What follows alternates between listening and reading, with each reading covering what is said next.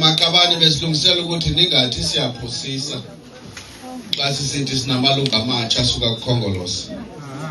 Nibone ukuthi sinelungu siyazidla ngabo and siyabamkela ngokusesikweni.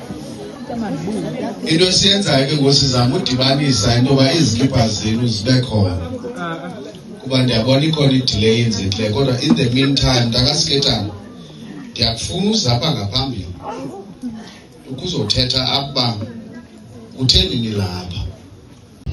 Ndicela usondele tata, ndikhalela ukuxhawula phambi kwayo yonke le nto ndizayithetha. Andinganyana zisi.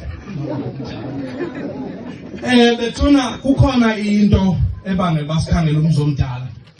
Xa kukho into ekususayo kokwenu uyukhangela uba ndawunkqonkqoza phi nandaweni. Sinkqonkqozile kuziza, andikwazi uthetha engekho apha endlini, apha ententeni.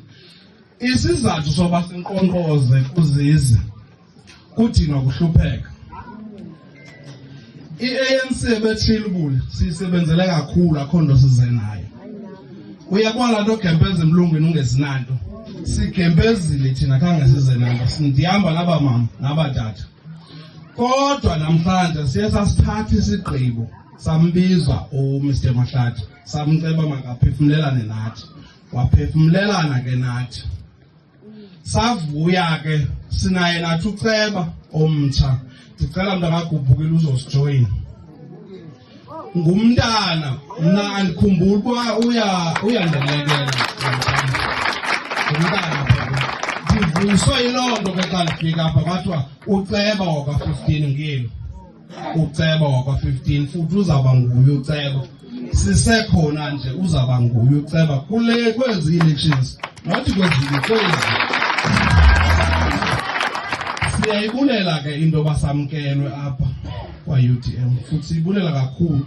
Sidinga imilomo 1,000 ebefana siyayisebenzisa.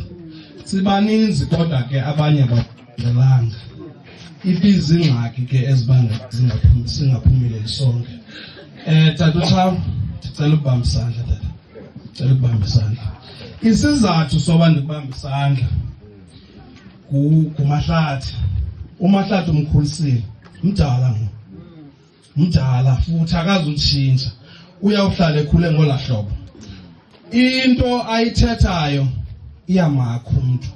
Ndiyibona apha kum.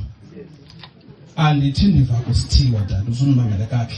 Ndiyibone apha kum into yobana uMahlathi lo sasidlala naye ibhola nxa sithi macebo. Noko ikhona into